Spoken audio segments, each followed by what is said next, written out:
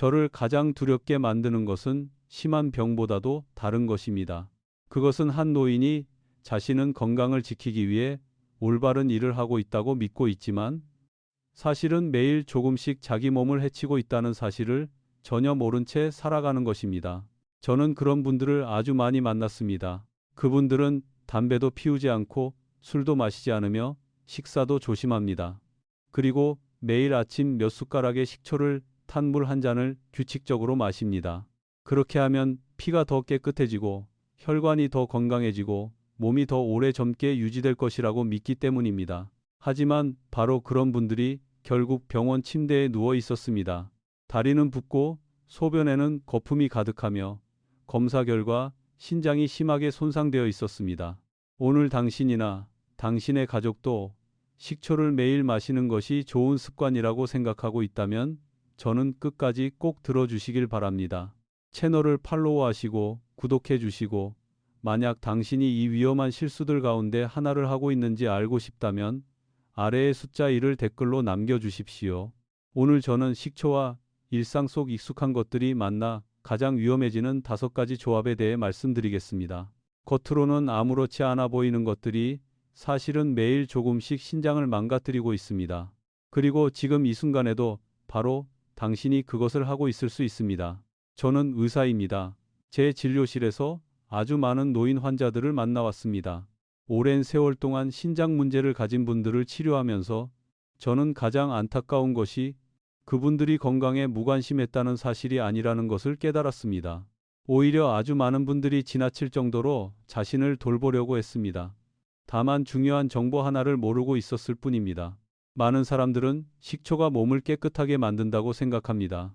그것이 완전히 틀린 말은 아닙니다. 제대로 사용하면 식초는 도움이 될 수 있습니다. 하지만 잘못 사용하면 특히 맞지 않는 것들과 함께 먹게 되면 식초는 오히려 신장을 더 빨리 약하게 만드는 것이 될 수 있습니다. 우리의 신장은 아주 얇은 여과막과 같습니다. 저는 환자들에게 자주 이렇게 설명합니다. 부엌에 아주 얇은 커피 필터 종이가 하나 있다고 상상해 보십시오. 그 종이는 매일 수십 리터의 더러운 물을 걸러야 하지만 한 번도 새 것으로 바꾸지 못합니다. 우리의 신장도 바로 그렇습니다. 각 신장 안에는 수백만 개의 작은 필터가 있어서 밤낮으로 쉬지 않고 소금과 독소 그리고 피 속의 불필요한 물질들을 걸러냅니다. 하지만 무서운 것은 그 여과막이 이미 60년, 70년, 어떤 분들은 80년 동안이나 계속 일해왔다는 것입니다. 30세가 지나면 신장 기능은 조금씩 떨어지기 시작합니다. 해마다 약 1%씩 감소합니다. 다시 말해 70세가 되면 많은 분들의 신장 기능은 젊었을 때의 60, 70% 정도밖에 남지 않습니다. 필터는 더 얇아지고 더 약해지고 더 쉽게 손상됩니다. 그리고 그때는 잘못된 습관 하나만 오래 계속되어도 신장은 쉽게 무너질 수 있습니다. 저는 김미숙 씨, 67세였던 한 분을 아직도 기억합니다. 그분은 매우 부지런한 분이었고 평생 직접 가족을 위해 김치를 담가 오셨습니다. 자신은 아주 건강하게 먹고 있다고 늘 생각하셨습니다. 단 음식을 좋아하지도 않았고 탄산음료도 마시지 않았으며 고기도 많이 먹지 않았습니다. 하지만 수십 년 동안 계속해온 습관이 하나 있었습니다. 김치나 냉면, 국을 먹을 때마다 식초를 몇 숟가락씩 더 넣는 것이었습니다. 그분은 저에게 그렇게 하면 음식이 더 맛있어지고 더 먹기 쉬워지고 덜 짜게 느껴진다고 말씀하셨습니다. 바로 그것이 문제였습니다. 식초가 혀에 닿으면 신맛이 짠맛을 덜 느끼게 만듭니다. 그래서 실제로는 소금이 많이 들어 있어도 음식이 그렇게 짜게 느껴지지 않습니다. 그렇기 때문에 많은 노인분들이 국물을 더 많이 마시고 냉면 육수를 끝까지 마시고 김치를 더 많이 먹게 됩니다. 하지만 자신이 몸속에 너무 많은 소금을 넣고 있다는 사실은 전혀 깨닫지 못합니다. 냉면 한 그릇에는 3,000mg 넘는 나트륨이 들어있을 수 있습니다. 그런데 하루 권장 최대 나트륨 섭취량은 약 2,000mg 정도입니다. 다시 말해 식초를 많이 넣은 냉면 한 그릇만으로도 하루 소금 섭취량을 넘게 되는 것입니다. 몸속으로 너무 많은 소금이 들어오면 신장은 그것을 내보내기 위해 훨씬 더 힘들게 일해야 합니다.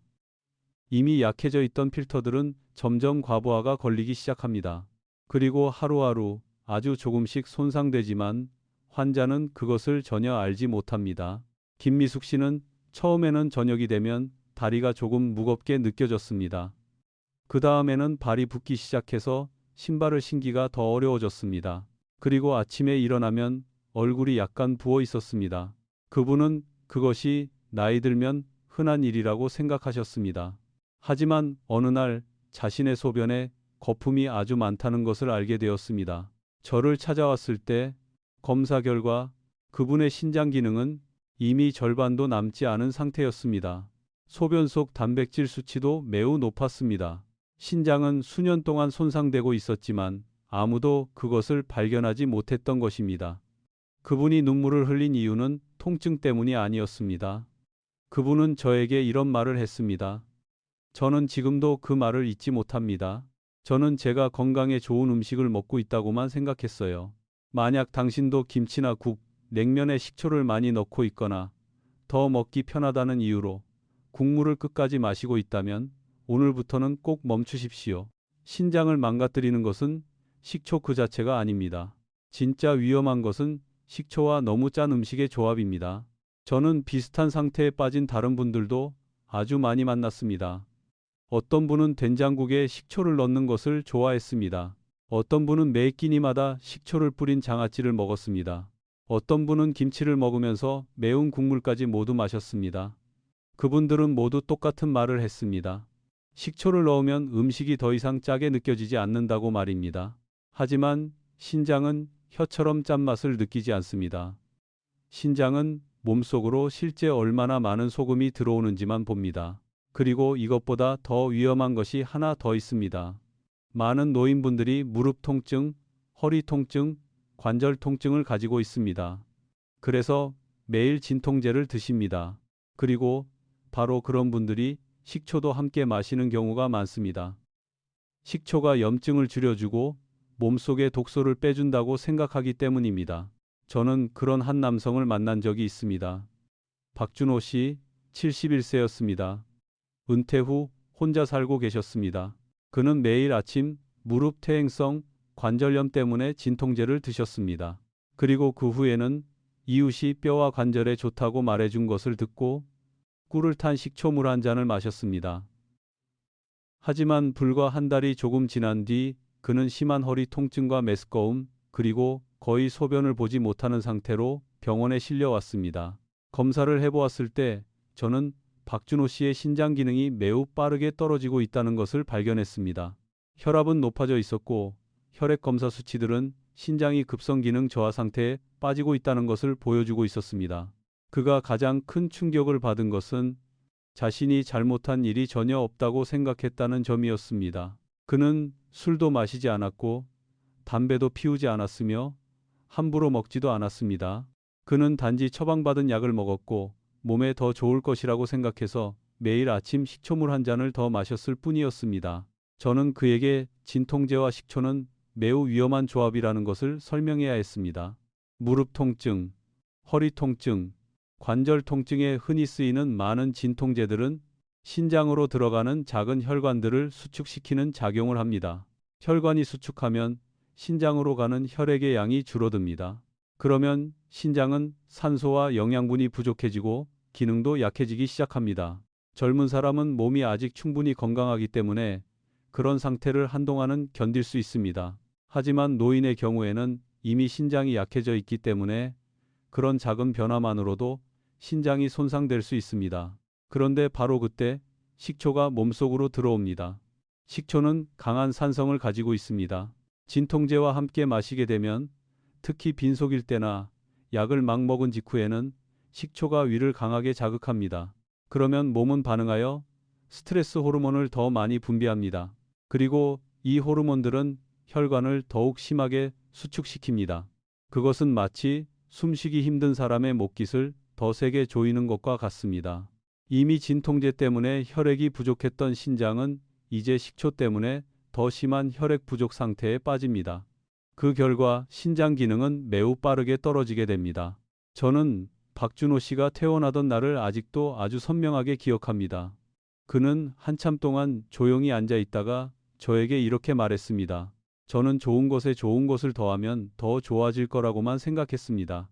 하지만 언제나 그런 것은 아닙니다. 각각 따로 보면 그리 위험하지 않은 것들도 함께 섞이면 신장이 도저히 견딜 수 없는 것이 될 수 있습니다.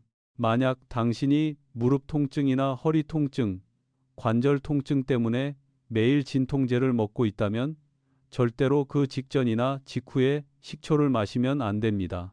최소한 몇 시간은 간격을 두어야 합니다. 그리고 가장 안전한 방법은 진통제를 먹는 날에는 식초를 마시지 않는 것입니다. 하지만 저를 더 마음 아프게 하는 것은 아주 많은 위험한 경우들이 자녀의 사랑에서 시작된다는 사실입니다. 요즘은 많은 노인분들이 자녀나 손주들에게 믹서기나 착즙기를 선물 받습니다. 자녀들은 인터넷에서 해독 주스, 혈관을 깨끗하게 하는 주스 같은 레시피를 찾아서 부모님께 매일 보내드립니다. 부모님을 사랑하기 때문에 더 건강해지기를 바라기 때문에 그렇게 하는 것입니다.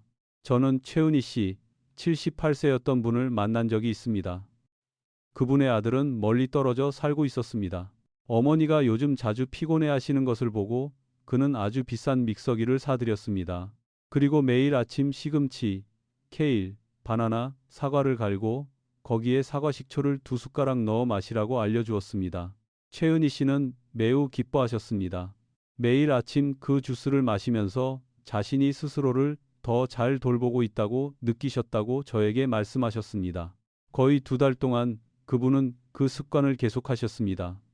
그러다가 어느 날 아침 갑자기 화장실에서 쓰러지셨습니다. 병원으로 옮겨졌을 때 그분의 심장은 불규칙하게 뛰고 있었습니다. 검사 결과 혈액 속 칼륨 수치가 위험할 정도로 높았습니다. 많은 사람들은 푸른 채소, 바나나, 사과, 채소 주스에 칼륨이 매우 많이 들어있다는 사실을 모릅니다. 원래는 신장이 남는 칼륨을 몸 밖으로 내보내줍니다. 하지만 신장이 약해져 있으면 칼륨이 제대로 배출되지 못합니다. 그러면 칼륨은 피 속에 조금씩 쌓이게 됩니다. 그리고 바로 식초가 그 일을 더 빨리 일어나게 만듭니다. 식초는 채소와 과일의 구조를 깨뜨려 음식 속에 있던 칼륨이 훨씬 더 빠르게 풀려 나오고 흡수되게 만듭니다. 시금치와 케일, 바나나를 갈고 거기에 식초를 넣으면 몸은 아주 짧은 시간 안에 엄청난 양의 칼륨을 흡수하게 됩니다. 혈액 속 칼륨이 너무 높아지면 심장은 비정상적으로 뛰기 시작합니다. 환자는 피곤함을 느끼고 몸에 힘이 빠지고 손발이 저리며 가슴이 두근거리고 숨쉬기 어려워질 수 있습니다. 그리고 심한 경우에는 심장이 언제든 멈출 수도 있습니다. 최은희 씨의 아들은 응급실 밖에서 많이 울었습니다. 그는 계속해서 자신은 단지 어머니가 더 건강해지기를 바랐을 뿐이라고 말했습니다. 저는 그것이 진심이라고 믿습니다. 누구도 악한 마음으로 잘못을 하는 것은 아닙니다. 하지만 아주 많은 사람들이 모르기 때문에 잘못하고 있습니다. 만약 지금 당신도 매일 아침 채소 주스를 마시고 있다면 특히 시금치, 케일, 바나나, 샐러리 또는 해독 주스라고 불리는 것들을 마시고 있다면 그 안에 식초를 넣고 있는지 다시 한번 살펴보십시오. 자연식품이라고 해서 언제나 안전한 것은 아닙니다. 젊고 건강한 사람에게는 별일이 아닐 수도 있습니다. 하지만 노인의 경우에는 신장 기능이 이미 떨어져 있기 때문에 똑같은 한 잔의 주스가 아주 위험한 것이 될 수 있습니다. 저는 또 다른 많은 분들도 보았습니다. 양파나 마늘, 생강을 식초에 담가 두었다가 매일 드시는 분들이었습니다. 그렇게 하면 피에도 좋고 심장에도 좋고 혈압에도 좋다고 생각하셨습니다. 하지만 양파와 마늘, 생강에도 칼륨이 들어 있습니다. 그것들을 식초와 함께 너무 많이 먹으면 위험은 다르지 않습니다. 한지영 씨라는 74세의 여성이 있었습니다. 그분은 가벼운 고혈압이 있었습니다. 매일 식초에 담근 마늘 몇 쪽을 드셨습니다. 아는 사람이 그렇게 하면 혈관이 더 깨끗해진다고 말해 주었기 때문입니다.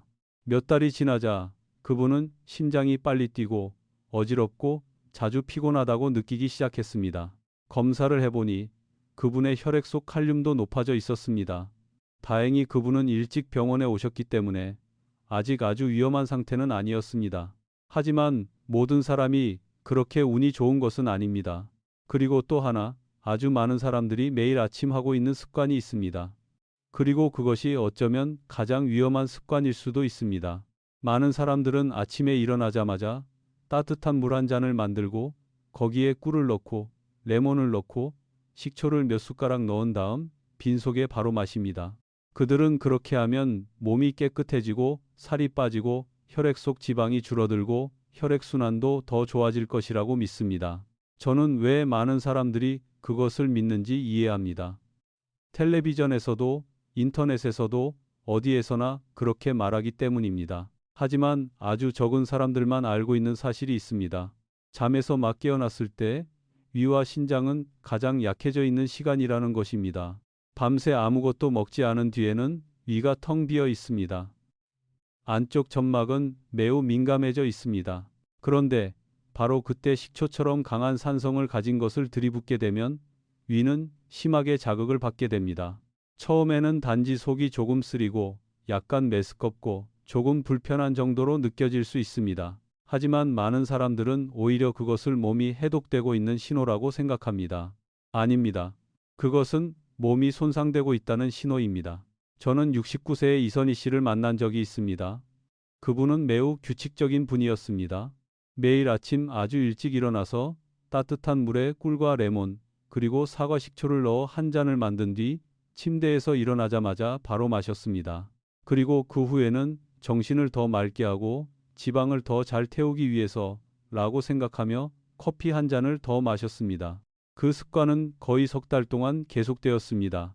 처음에는 단지 속이 조금 쓰린 정도였습니다. 어떤 날은 가슴이 약간 화끈거렸고 입안이 쓰며 때때로 메스꺼움을 느끼기도 했습니다.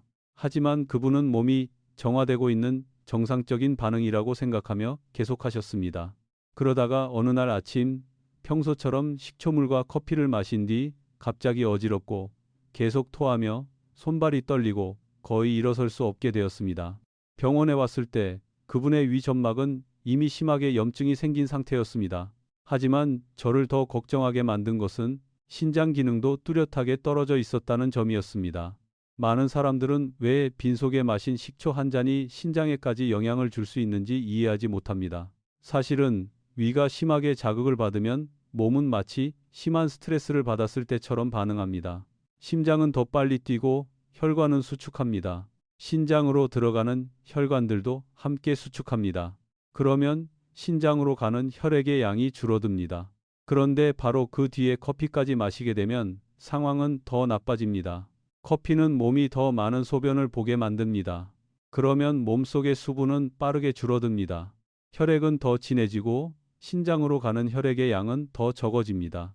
그것은 마치 오래되고 낡은 정수기에 더 진하고 더러운 물을 흘려보내면서도 정작 작동할 물은 더 적게 주는 것과 같습니다. 신장은 아주 빠르게 지치게 됩니다. 저는 환자들에게 자주 이렇게 말합니다. 만약 식초를 마시고 싶다면 절대로 빈속에 마시면 안 됩니다. 먼저 아침 식사를 하십시오. 식사 후 20분에서 30분 정도 지난 뒤에도 여전히 마시고 싶다면 아주 묽게 타서 아주 적은 양만 드십시오. 하지만 가장 중요한 것은 자신의 몸의 신호를 들어야 한다는 것입니다. 만약 식초를 마신 뒤에 배가 아프고 메스껍고 어지럽고 피곤하고 심장이 빨리 뛰거나 소변이 줄어드는 느낌이 든다면 그것은 몸이 좋아지고 있다는 신호가 아닙니다. 그것은 경고입니다. 그리고 마지막으로 아주 많은 노인분들이 매일 하고 있으면서도 그것이 위험하다는 사실을 전혀 모르는 습관이 하나 더 있습니다. 그것은 혈압약이나 당뇨약과 함께 식초를 마시는 것입니다. 많은 환자분들이 저에게 이렇게 말합니다. 저는 약도 꼬박꼬박 먹고 있습니다. 거기에 식초까지 마시면 더 좋아질 것 같았습니다. 저는 그 마음을 이해합니다. 몸을 더 건강하게 만들기 위해 할 수 있는 모든 것을 하려다 보면 좋은 것은 많을수록 더 좋을 것이라고 생각하게 됩니다. 하지만 혈압약, 당뇨약, 그리고 식초가 함께 만나면 그런 생각은 오히려 위험해질 수 있습니다. 저는 윤성호 씨 73세였던 분을 기억합니다. 그분은 10년 넘게 당뇨와 고혈압을 가지고 있었습니다. 약도 아주 규칙적으로 드셨고 검사 결과도 이전까지는 꽤 안정적이었습니다. 그런데 어느 날 지인에게서 사과 식초가 혈당과 혈압을 아주 잘 낮춰준다는 이야기를 들었습니다. 그래서 그날부터 매일 아침 약을 먹은 뒤에 식초물을 한 잔씩 마시기 시작했습니다. 약 한 달쯤 지났을 때였습니다.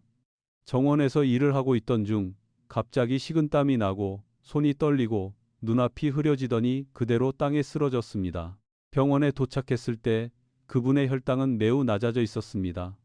동시에 혈액 속 칼륨 수치는 위험할 정도로 높아져 있었습니다. 그것은 매우 위험한 상태입니다. 식초는 혈당을 낮출 수 있습니다. 당뇨약을 먹지 않는 사람에게는 그것이 그리 큰 문제가 아닐 수도 있습니다. 하지만 이미 당뇨약을 먹고 있는 사람이 식초까지 함께 마시면 혈당이 너무 많이 떨어질 수 있습니다. 혈당이 너무 낮아지면 환자는 손이 떨리고 심하게 배가 고프고 식은땀이 나고 심장이 빨리 뛰며 어지럽게 됩니다. 더 심해지면 환자는 실신하거나 의식을 잃거나 넘어질 수도 있습니다. 노인의 경우에는 저혈당 때문에 한번 넘어지는 것만으로도 뼈가 부러지거나 머리를 다치거나 심지어 다시는 제대로 걷지 못하게 될 수도 있습니다. 하지만 그것이 가장 위험한 것은 아닙니다. 노인분들에게 흔히 쓰이는 많은 혈압약들은 혈액 속 칼륨을 높이는 경향이 있습니다. 그런데 제가 앞서 말씀드렸듯이 식초는 음식 속 칼륨이 몸에 더 빨리 흡수되도록 만듭니다. 이 두 가지가 동시에 일어나면 혈액 속 칼륨은 위험한 수준까지 올라갈 수 있습니다. 심장은 비정상적으로 뛰기 시작합니다. 어떤 분은 심장이 세게 뛰고 숨이 차고 가슴이 답답하다고 느낍니다. 어떤 분은 갑자기 의식을 잃고 쓰러집니다. 윤성호 씨는 병원에 제때 도착했기 때문에 매우 운이 좋았습니다. 하지만 그 일을 겪은 뒤 그분의 신장 기능은 크게 떨어졌고 다시는 예전처럼 완전히 회복되지 못했습니다. 저는 그분이 정신을 차린 뒤 저에게 했던 말을 아직도 기억합니다. 저는 제가 더 건강하게 살기 위해 노력하고 있다고만 생각했습니다. 지금도 아주 많은 노인분들이 그분과 똑같습니다. 약도 제대로 먹고 식사도 조심하고 거기에 식초까지 더하면 더 좋을 것이라고 생각합니다. 하지만 때로는 바로 그런 노력이 몸에 너무 큰 부담을 주기도 합니다. 만약 당신이 당뇨약이나 혈압약, 이뇨제 또는 매일 먹어야 하는 어떤 약이라도 복용하고 있다면 의사와 상의하지 않은 채 식초를 함께 마시지 마십시오. 특히 약과 동시에 마시는 것은 절대로 피해야 합니다. 신장은 바로 아프다고 신호를 보내는 기관이 아닙니다. 신장은 매우 조용합니다. 어떤 사람은 신장 기능의 절반을 잃고도 전혀 모를 수 있습니다. 다리가 붓고 몸이 피곤해지고 소변량이 줄고 소변에 거품이 생기고 밤에 여러 번 일어나야 할 때가 되어서야 비로소 뭔가 잘못되었다는 것을 깨닫게 됩니다. 하지만 그때는 이미 너무 늦은 경우가 많습니다. 최근 들어 발목이 자주 붓거나 아침에 일어나면 얼굴이 약간 붓거나 소변에 거품이 많이 생긴다면 절대로 그냥 넘기지 마십시오. 그것은 당신의 신장이 이미 지쳐 있다는 첫 번째 신호일 수 있습니다. 저를 가장 슬프게 하는 것은 아주 많은 사람들이 사실은 그것을 피할 수 있었다는 점입니다. 단지 조금 더 일찍 식초가 언제나 좋은 것은 아니라는 사실만 알았더라면 말입니다. 그리고 식초는 절대로 함부로 사용해서는 안 됩니다. 하지만 그렇다고 해서 식초를 완전히 끊어야 한다는 뜻은 아닙니다. 저는 식초가 나쁘다고 말하는 것이 아닙니다. 문제는 식초 자체에 있는 것이 아닙니다. 문제는 어떤 식초를 사용하는지, 어떻게 사용하는지, 언제 사용하는지에 있습니다. 제대로 사용한다면 식초는 여전히 몸에 도움이 될 수 있습니다. 하지만 먼저 어떤 식초가 정말 사용해야 하는 식초인지부터 알아야 합니다. 많은 사람들은 슈퍼마켓에 들어가서 식초병을 보면 모두 다 똑같다고 생각합니다. 하지만 사실은 그렇지 않습니다. 저는 환자들에게 늘 이렇게 말합니다. 식초를 사기 전에 병을 손에 들고 뒤쪽에 적힌 원재료 부분을 아주 자세히 보라고 말입니다. 만약 라벨에 공업용 알코올, 향료, 산미료 또는 단순히 합성식초 같은 글자가 적혀 있다면 그것은 매일 마셔야 할 식초가 아닙니다. 그런 식초는 산업적인 방식으로 아주 빠르게 만들어진 것입니다. 신맛은 나지만 자연에서 온 유익한 성분은 거의 남아있지 않습니다. 그런 식초를 매일 마시면 위와 신장만 더 큰 부담을 받게 됩니다. 더 적합한 식초는 자연 발효 식초입니다. 그것은 아주 간단한 한 가지 특징으로 알아볼 수 있습니다. 병을 보았을 때 액체가 너무 맑고 너무 깨끗하고 아래쪽에 전혀 가라앉은 것이 없다면 대개는 너무 많이 걸러낸 식초입니다. 반대로 자연 발효 식초는 병 바닥에 약간의 침전물이나 약간 흐린 층이 있는 경우가 많습니다. 가볍게 흔들어 보면 병 안에 가는 실 같은 것들이나 흐릿한 조각들이 떠오르는 것이 보일 수 있습니다. 많은 사람들은 그런 모습을 보면 식초가 상한 것이라고 생각합니다. 하지만 사실은 바로 그 부분이 가장 가치 있는 부분입니다. 그것은 자연 발효 과정에서 남은 부분입니다.